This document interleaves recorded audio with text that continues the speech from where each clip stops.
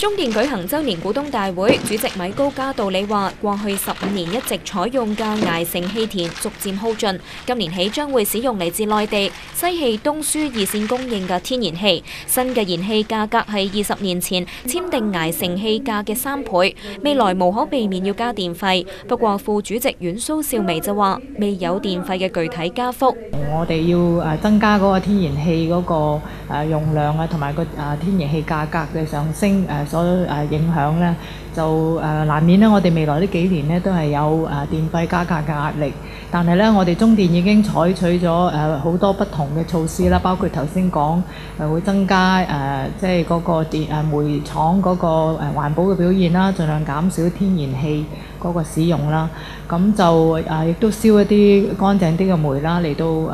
盡量咧將嗰個電費個加幅咧係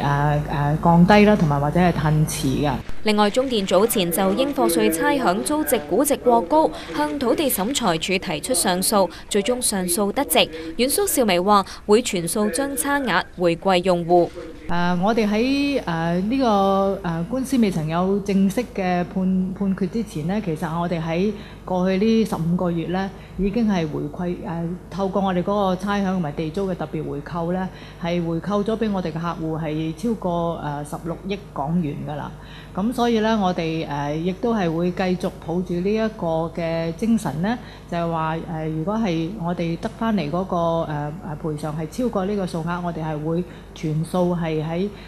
回扣返俾我哋嘅客戶。至於現行嘅利潤管制協議將會喺2018年到期，阮蘇少湄話：中電正同政府就中期檢討進行討論，相信最後可得出各方接受嘅合理安排。香港寬頻電視記者郭詠詩報導。